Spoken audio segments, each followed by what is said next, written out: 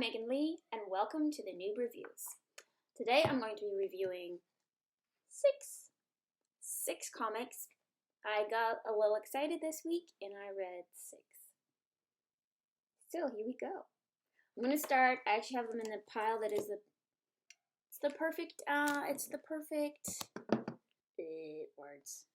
Brain fart. Perfect order. This is gonna be fun. Ooh, Mighty Thor, Ragnorok, and Ruin. Dun, dun, dun.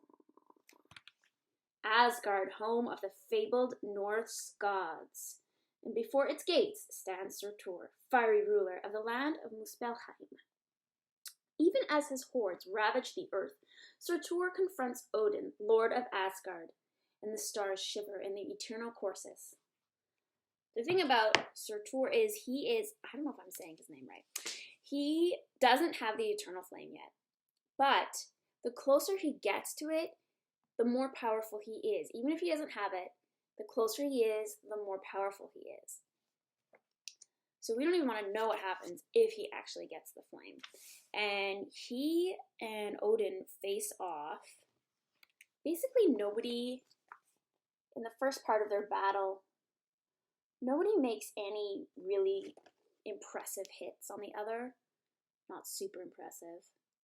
I mean, Odin does manage to knock down Surtur, which nobody has done. But there's not any true damage done to either of them. While they're battling out, we have Beta Ray Bill with the armies of Asgard and Lady Sif with the armies of Valhalla, and they are in New York. Lady Sif is about to go up to that warp gate on top of the Empire State Building, distract the hordes of demons coming through so that Reed from Fantastic Four can get up there, and he basically wants to reverse the gate's transmission so that Beta Ray Bill can go through it and attack the demons at their source. So there's a lot going on. Different parts of the army are doing different things. While that's going on, good old Roger Willis, the Human Torch, are headed back to the land of Fairy, where this all began, basically. And what they're going to do is find the pieces of the Casket of Winters to put it back together and reverse everything that's happened. Here's the thing. Roger Willis says he just needs glue, the pieces, in his glasses. My question is, what kind of glue are you using to put together this magic casket? Because it's a magic casket. What kind of glue are you using? Gorilla glue? I don't know. Wood glue? There's a lot of types of glue out there. I would use Gorilla glue. Because I don't think school glue is going to do the trick. You know what I'm saying? Anyway. Yep, there he is, putting pieces together. Lady Sif and the armies of Valhalla managed to distract these demons, lead them into a trap. They corner them between the Twin Towers, actually. Because of what Lady Sif has done, Beta Ray, the Asgardians, are able to get up to the gate. But during that, we've still got Odin and Surtur battling it out hard. Odin has this scepter, the Scepter Supreme, a weapon of incalculable power. And with it, Odin is going to channel the cosmic energy into a bolt of irresistible force and knock down Surtur again. So Odin's actually got a couple good hits on him. Not bad, not bad. This was unexpected. I didn't know this Surtur could do this, but he basically called that winter that he had put all over the earth. He called all those winter forces from all parts of the earth and brought them into Asgard. Which, that seems formidable. Oh yeah, and we get back into one page. They always give us every issue one page of what is happening with Odin's wife Frigga and the children. They're up against this bridge troll. I'm not sure where they're going, what's across the bridge. They're up against that troll, and the kids come up with a plan. All we see here is them distracting the troll while one kid jumps over the troll, and he's got a rope and a dagger. I don't know. What is he going to do with that? That's all we get here. That's where they end with this group. That's it. I'm assuming they're going to try and stab the troll, but I don't know how that's going to turn out. That's a little kid. He's like maybe 8. I don't know. Oh yeah. Reed gets them through the gate. Reed gets them through the gate. And look at this. That is a mess of demons. Yikes. Yikes. Roger Willis, meanwhile, is in the land of fairy, putting together casket. He has all but one piece. And then all of a sudden, because Sir Tor has grabbed all the winter weather from all parts of the earth and brought it into Asgard, Roger Willis goes from like almost freezing to death to not. But that brings about all the elves. They come back.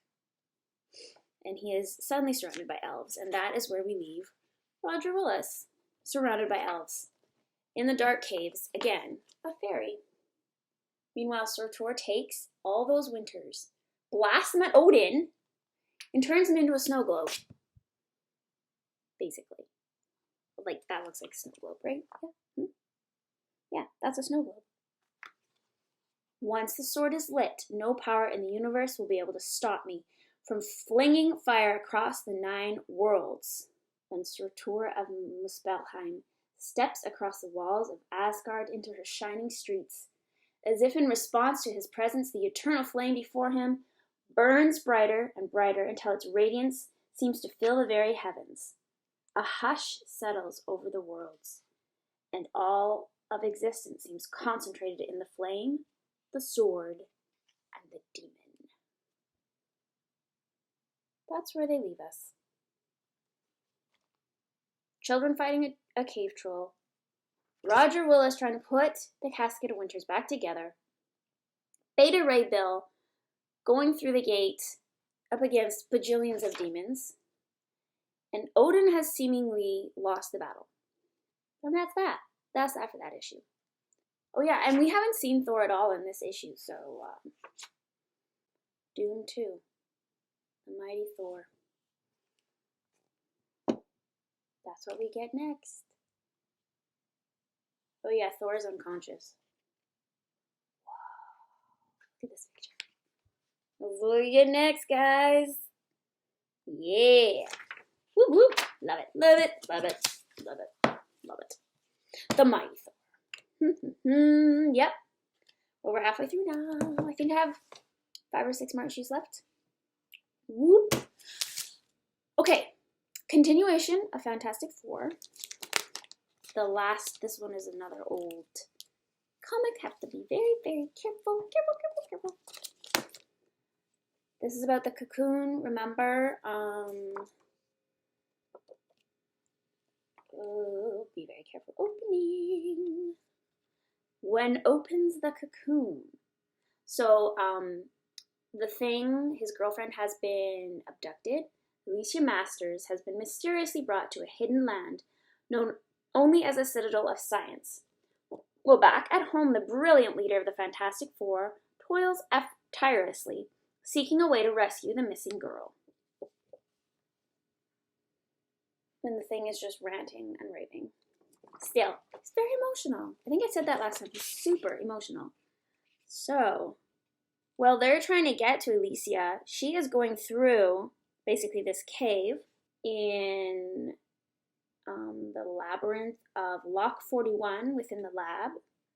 And this, whatever this being is in the cocoon, this creature, I'm assuming it's a creature, is very powerful and can sense them coming and keeps sending like warnings, like so like collapsing the ceiling of the cave, things like that to keep them, basically to keep them at bay, sending these huge powerful energy beams of light and power at them.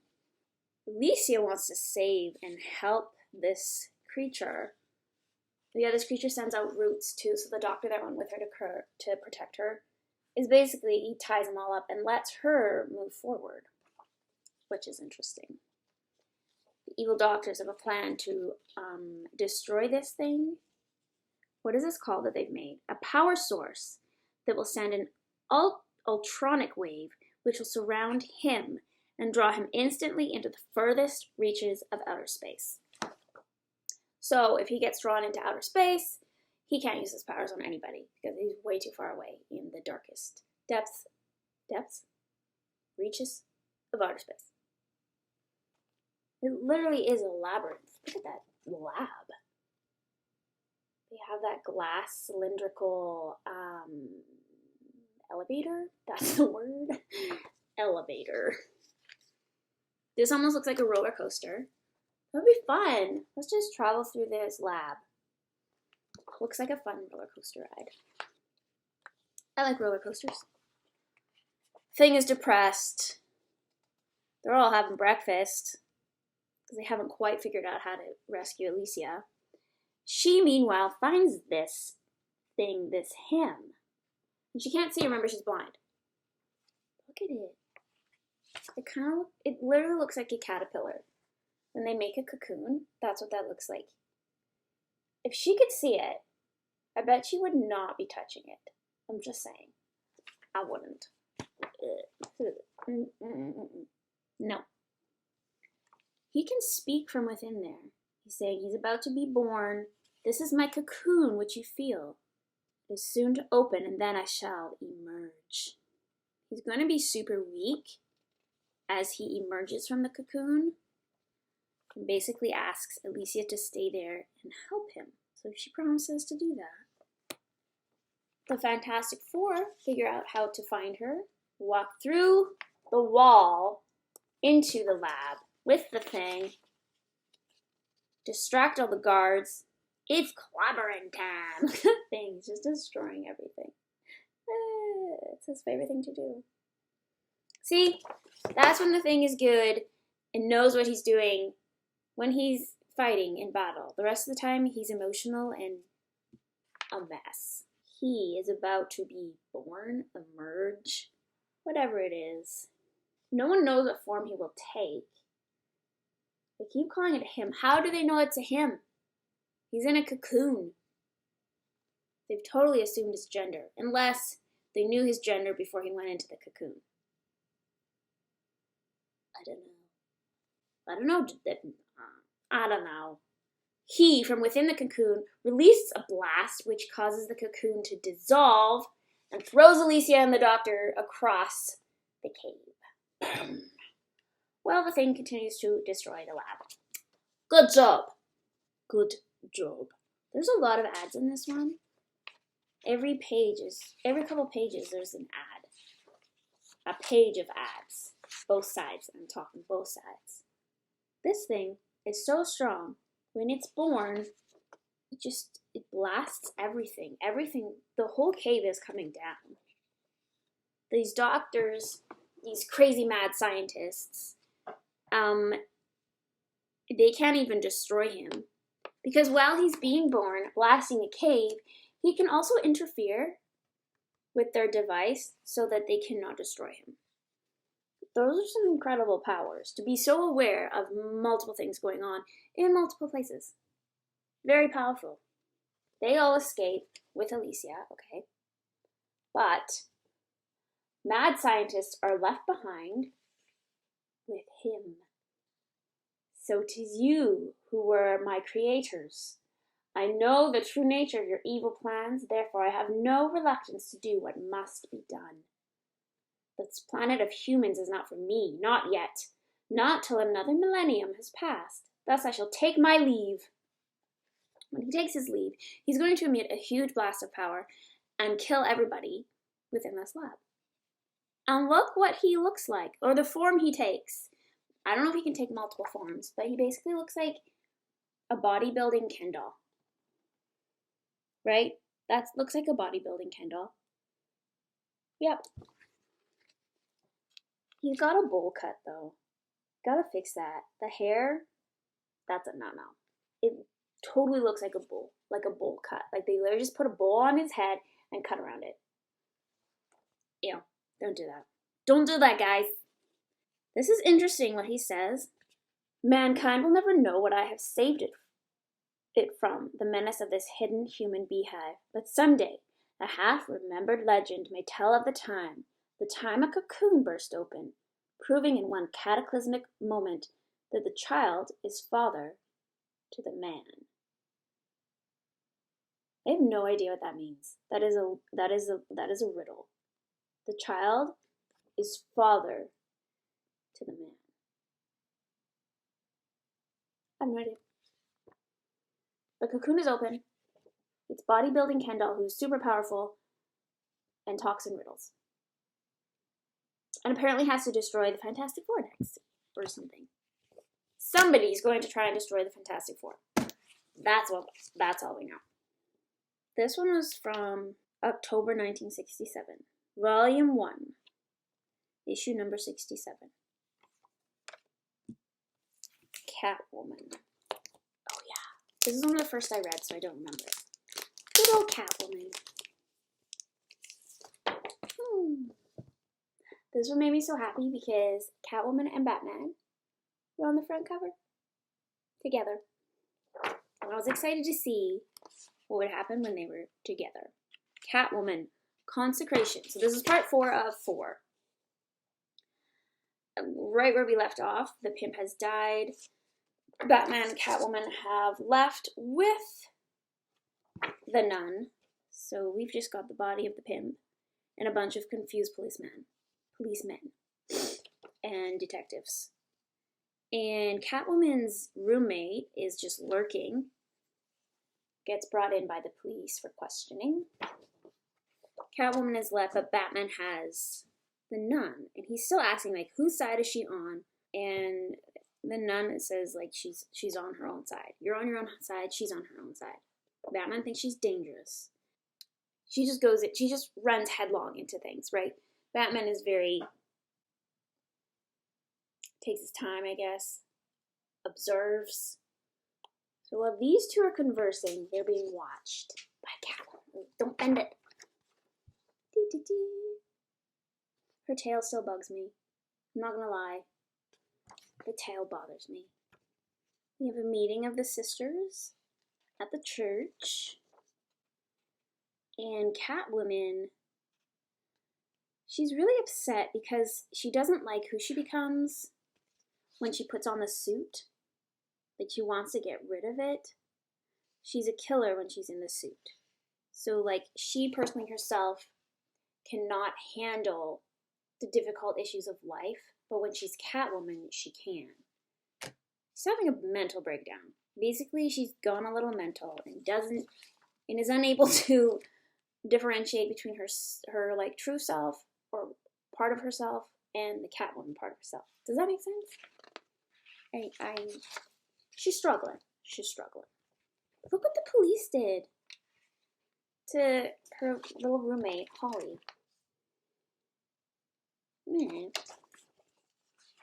Holly gets taken in by nuns. Holly doesn't like it. Holly likes to live on the street. Poor Holly. She'll be fine. It's better for her. She's just a kid. I guess, well, Catwoman makes the decision to stay Catwoman. I like this. All these meetings in the dark. Batman is just a step behind Catwoman. Can't make it in. He's always a step behind her.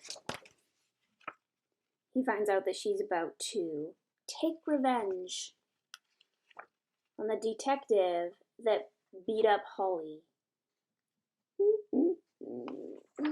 I kind of understand that. She takes him by surprise. I don't think she could actually be stronger than him, but she does take him by surprise. So the element of surprise works for her. And Batman steps in and saves the detective because basically he deserves to be judged by a jury of his peers, according to Batman. Catwoman knows that the jury of his peers is his, like, are the cops, and they're going to cover for him. And all in all, what I was looking forward to was these two almost, and I think in the back of my mind I knew that wasn't going to happen, that they were going to team up together and get along. I was hoping for that to happen, but that's not what happens. And in the back of my mind I kind of knew that it wasn't going to happen just from previous issues, right? When they first met and stuff. Because all these two do is argue. They argue like an old married couple.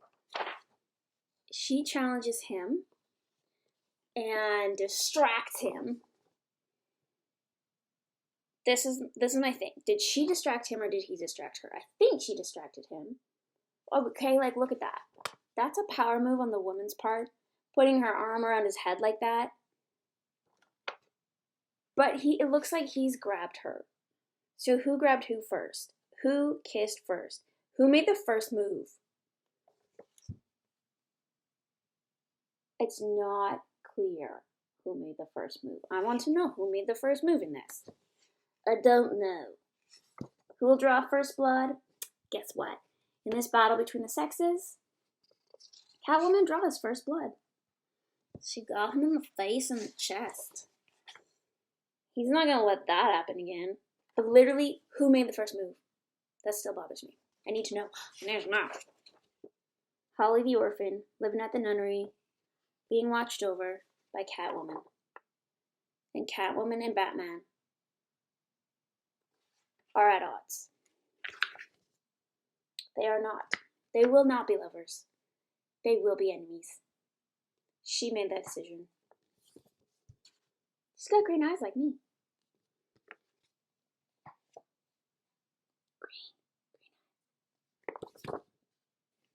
I liked this story. I feel like it kind of ended a little bit, not flat, it's just sad. It just ended on a sad note. I have a couple more Catwoman so I can get more insight on Catwoman. This was a really great start for me though, because it was the origin story of her, how she became Catwoman, her internal struggle, whether to accept the Catwoman or fight it and destroy it. She accepts it. And there we have it. As well as finding out she and Batman are enemies. Frenemies? More enemies. Not really frenemies. They're enemies. I don't know if they're deadliest of enemies though. It says deadliest of enemies. I'm going to need to read more to know if they're actually deadliest of enemies. Alright. We're down to Batman. Oh, yeah. Batman is going to Russia. Batman, when the earth dies. Bloody red square. So the red square in Russia, I'm assuming. We start off with this very brutal scene.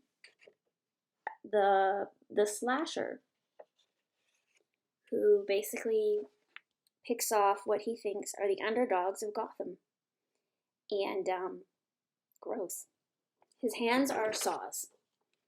So we have this epic battle between the slasher and Batman. The slasher escapes into the sewers, but Batman knows the sewers, pursues him, defeats him. Cut to Russia. Police detective Nikita Krakoff was rousted out of bed at 4:23 a.m. As always, his wife slept through the frantic phone call, and they have found a political member face down in the river. He's been cut in half, and they know that this foe that is killing people in Russia is the protege of a foe of Batman, the foe that Batman defeated. So the protege is now out. People are being killed by the protege of the KG Beast. KG Beast. So in Russia, the KG Beast went around, and the protege is now going around killing Russians who admire or uphold American standards of living and appreciate the American way of life. But this protege of the KG Beast thinks that that isn't appropriate, and you need to follow the communist way of life, right? So he's upholding the communist way of life, and he's going through and killing people in many different horrific ways. He's burning people to death. He's cutting them in half. Under the guise of business, Bruce Wayne heads to Russia to see what Batman can do about it. He has basically got these two, they're going to be his guides, these two Russians, and he cannot get rid of them at all. They just follow him. Everywhere he tries to go alone, poof, they appear. Interesting. How funny is that? He manages to escape them. Of all things, he's got connections with the police. Detective Nikita Krakow is not James Gordon, but in a pinch, he can be very useful. And they can't get this killer, so basically he gives Batman free reign to get the killer. But apparently this Krakow guy is a trustful Russian policeman. Batman heads to... He again has to get rid of his Russian guides. Heads to meet... These people work with the KG Beast protege. So he meets them in a graveyard of all places, defeats them. So Batman has defeated the dude's lackeys. They once called this the place of skulls, the place of executions. Yes, American, this will make you a very appropriate burial ground. He looks like a devil, like a demon. Dang, he got these like fangs. Horns, fangs. What we find about this guy is he has been fed special steroids. Don't do drugs. Who make him stronger.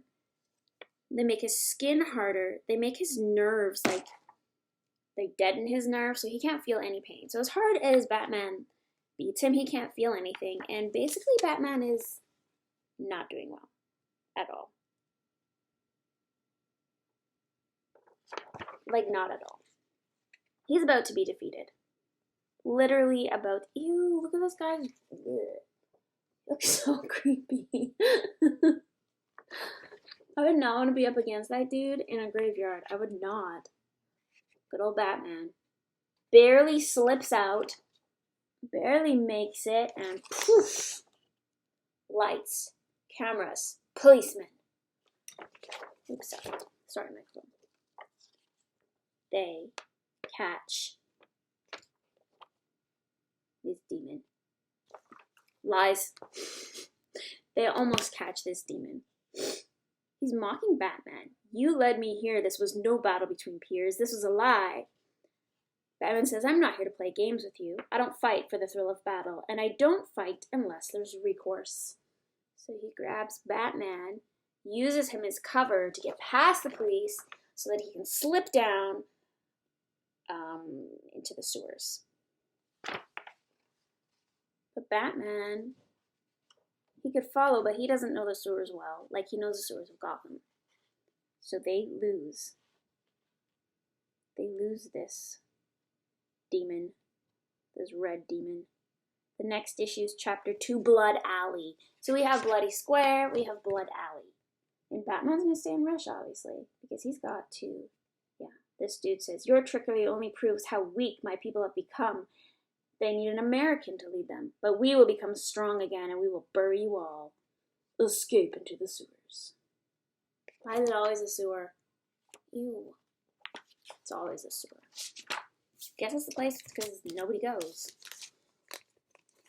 Evil hides in the sewers. So yeah, 446. I have 446. I'm going to look at that next time. See what happens next. Batman in Russia. The next issue. Will he catch the Red Devil? Don't know. We have 2 more. Let's just follow the order in which they sit. I remember this one. Okay, they just keep getting better and better. This was Conan the Barbarian. This was so fun. This is issue 2. This is from 1970. It was not the oldest comic I've ever held. Conan the Barbarian, Lair of the Beastmen. It is summer in the north-lying kingdom called Asgard, here in this world of more than 100 centuries ago. But still, a blanket of snow and ice rests heavy upon the land as a dark-haired youth kneels grimly before a shaggy form, which mere moments before had tried to snuff out his brief life. So he's come up against this strange, snowy, white beast of a character and killed it. He's never met this foe before. Wandering through the woods, and what does he come upon? Of course, a woman who is seriously underdressed. I mean, who wanders in the woods? This should be a warning sign. A woman in the snowy woods, but yet not at all dressed to be out in that weather. Who dresses like that in the winter? I certainly never did. Nobody I know ever did. That should be very suspicious of him. Why are you chasing her? Why? All he can think of is how cold he is, and he needs shelter, and maybe she can bring him to shelter. Does she bring him to shelter? No. She leads him into a trap. Of course. He gets captured by these beastly creatures and brought down into their caves to the land of always light. Basically, it's a cavern. It's a vast cavern, and the rocks shine, and it's this weird dim light that always shines and never goes out. So look at the city there. A forgotten city of men, now run by beasts and their human slaves. Conan is in trouble. He meets these slaves who tell him just to give in and be a good slave and do what he's told. And that's not Conan's thing, right? Like, Conan doesn't do that. These human slaves have been slaves their whole life. Basically, these beasts have bred the humans. They put the men and the women together and things happen. And now they've got humans that were born slaves, and this is all they know. They've never seen sunlight. They've never had freedom. So they just kind of accept their life because it's all they know. They have nothing to compare it to. Conan obviously has something to compare it to. And he's all, well, I'm not going to accept this, so it's time to fight. And none of the other slaves fight. So Conan fights by himself. Doesn't end up well. He meets the king of these beasts, who says, I will see you grovel before you die, manling. So he's going to put him in the games. And the games, basically, you fight to your death. The slaves give him a knife and say, they give him a knife they've made to kill himself, to commit suicide, to get out the easy way. Which is all these slaves. Again, that's all they know. And Conan just doesn't understand. He's all like, why will you not lead a revolt against these beast men masters? And the head of the slaves says, we were born and bred to serve, and serve we shall. Any other course must lead to bloodshed, and I would not see any of my flock shed so much as a drop. So they are just willing to live this life of slavery. They're not willing to lose anything for it. Like for freedom. And when you want better things, you always have to lose something for the thing that is better. That's just the way it is. So Conan doesn't believe that. Conan has higher ideals. He says, dream on, manling, till the day you die. Someone once told me I would be a king too. I forget who. But when I sleep, I have no dreams. He has no dreams. He just does. Here's what they're called. The Games of Ga-Kree. Event supreme in this city. The sole time when are gathered all the beastmen who lorded over this small but savage realm, and where are now displayed the great weapons of war which shall carve them out an empire from the world above. The slaves are penned in cages. These are the weapons the slaves have been working on, right? So that these beast men can conquer the earth above the caverns. They're all like, show us how to die with honor, basically. And Conan does that, because that's what Conan does. He gets to face, I don't know why I got excited about this, a snow lion. This thing's huge. Look at this. Snow lion. He's kind of a cool beast, that snow lion. Super cool. Conan defeats him with the sword that he's got hidden. The sword that's like basically a sharpened rock, more or less, like obsidian. Kills the lion, and the monkey beast men thingies are like super mad because he had a weapon. So now they all come out at him, a group of them, to fight him to the death. And when all seems lost, the slaves, well, a few of them decide it is better to die fighting for freedom than to die in slavery. So they join. Most of the slaves run away. They escape out of their wooden cages. Most run away and flee, but some stay. And the leader of these slaves, and the man in charge, basically the slaves, he and Conan work together to turn the machines against the beast men and destroy the pillars that support the arena. So they managed to bury a lot of the beastmen underneath the collapsed arena. They battle it out against the remaining beasts. The last man-apes are gone, fled uncomprehending to dark forgotten caverns and perhaps to the snowlands which spawned their ancestors. And we have the slave that finally decided to do something. He's fallen. Conan gives him the Beast King's crown and says, "For he was the last of the manlings, but first among men." And he tells him that is a legend that you will tell, how you came from slaves to free men. I really like this story. Every one of Conan's stories is just like honorable, and honor in fighting, and honor in living, and honor in dying. It's like a forgotten way of living, and the attitudes of that way of, like, you maybe don't want to go back to the exact way of living, but that the attitudes in that way of living, maybe you do want to go back to that. Maybe you do. Yeah, I really like Conan the Barbarian. I think I like Conan the Barbarian much better than Savage Sword of Conan.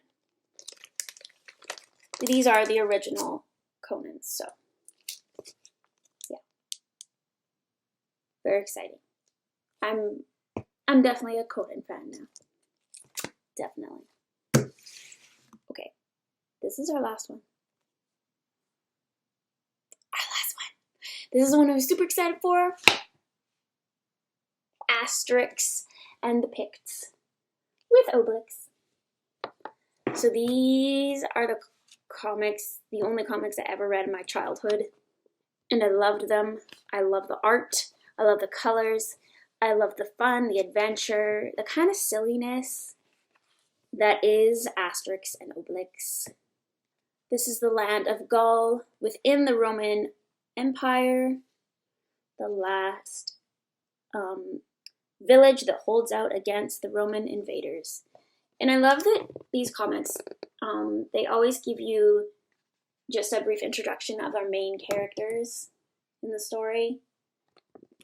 We have Asterix, the hero, a shrewd, cunning little warrior. Asterix gets his superhuman strength from a magic potion. Obelix is Asterix's inseparable friend. He loves wild boar, and he has his little dog Matix is his companion, who howls with despair when a tree is cut down. Dogmatix is so tiny. Like, he could fit in someone's hand. He's super tiny and cute. Getafix, the venerable village druid, gathers mistletoe and brews magic potions. His specialty is the potion which gives the drinker superhuman strength. We have our bard, Cacophonix, who nobody... They like him when he's not singing or speaking, because he's actually has a horrific voice. But somehow he thinks he is an amazing, amazing bard. And of course, the chief of the tribe, but I can never say this, Vital Statistics. Brave and hot-tempered, the old warrior is respected by his men and feared by his enemies.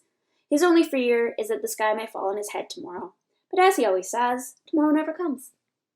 Every character in this village they're very unique characters. All the characters in their village are very unique. It's basically snowy, winter, almost spring, going for a little walk along the beach, and they come across this man frozen in ice.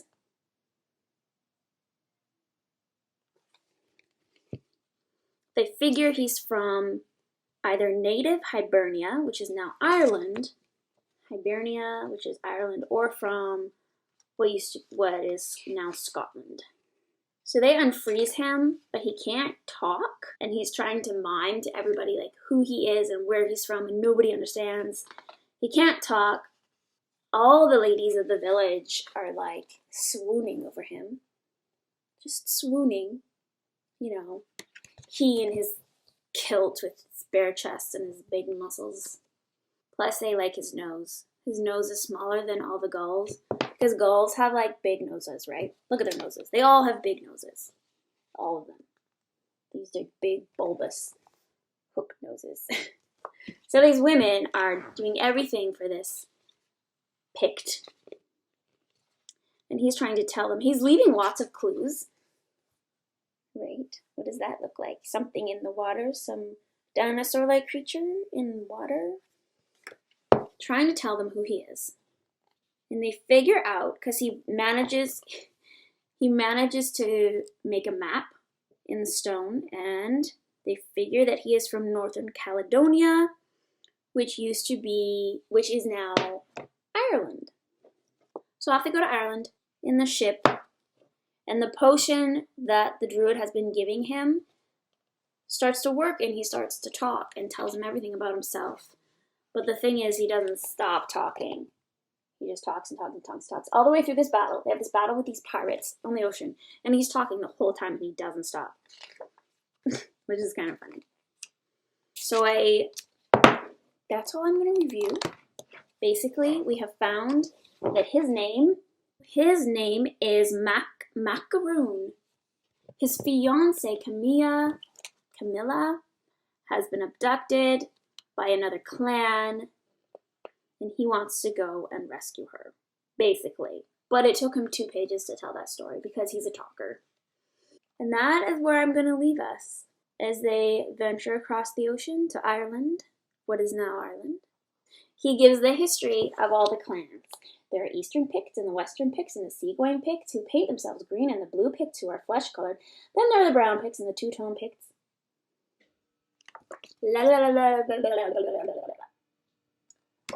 Talks a lot. I really love all the little characteristics. Obelix is very hot-tempered. He's very sensitive about his weight. If anybody says the word fat around him, he just assumes they're talking about him. Obelix hits first and asks questions later. Asterix is the brainier one, right? He's the brains. Asterix is the brains. Obelix is the brawn. And the two of them are the odd couple. I don't know if anybody ever read or seen that play, but they're like the odd couple, okay? They fight like an old married couple, but they're the best of friends, and they're almost like brothers. They're like brothers. Brothers in battle, but the relationship between them throughout the story is just really funny. We're gonna stay there. Journeying through the ocean towards Ireland. Dun, dun, dun. I did read the whole thing. but I'm not going to review the whole thing. So I'm going to leave you at that. And we'll come back to it next time.